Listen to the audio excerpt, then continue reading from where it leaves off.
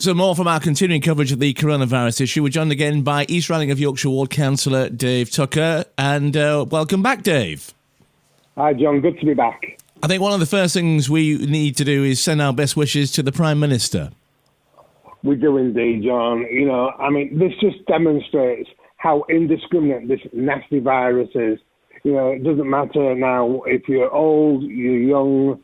It just seems to be attacking everybody. And one of the things that, is quite clear now, this is what we call a mutating virus. And, nobody's safe. And that's why the government advice is so important. And it is very, very important to follow it now more than ever before, especially as potentially we start to get bored with the daily exercise routine and staying in and staying away from people. We do, John. And, if I may, I just give some tips, really. As you know, my background is I'm a critical care nurse. And what I'd like to offer is a bit of advice. The key to this is wash your hands, wash your hands, wash your hands. You cannot wash them enough at the moment. If you go out and when you return home, wash your hands. If you come back from a walk, wash your hands.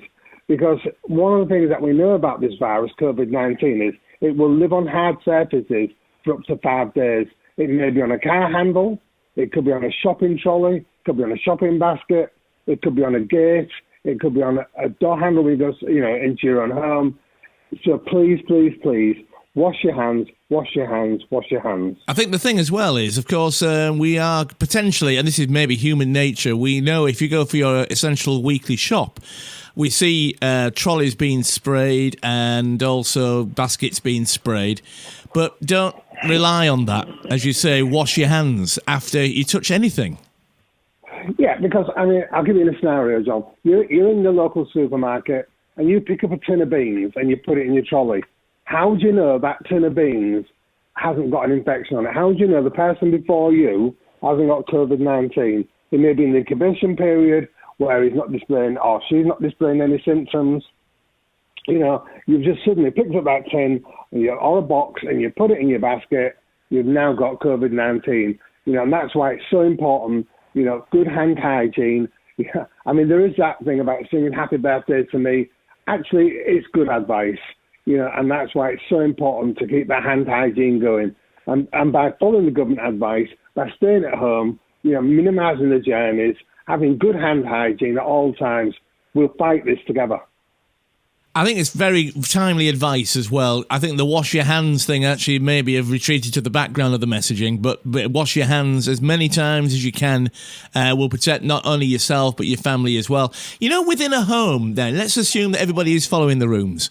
So we are only going out for our daily exercise. And now we've been on lockdown for a good part of 2 weeks, of course. And even people who, if they're over 70, of course, really can't go out of their house at all.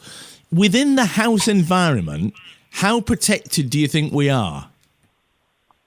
I think if you follow the hand hygiene guidelines, and if you do go out for your exercise, you come back and the first thing you do is you wash your hands and you're wiping down door handles, I think you're pretty safe. I think, you're minimising the risk. And this is what it's all about, John. It's about minimising risk. And if you follow these guidelines, you'll keep yourself safe. But tragically, we're all aware that the people who have now died due to this nasty virus, we're going on 5 plus 6,000 people shortly. The Prime Minister's in hospital.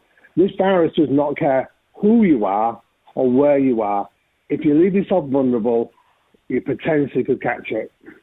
Thanks for the advice and stay safe. Councillor Dave Tucker, thanks for talking to us again, Dave.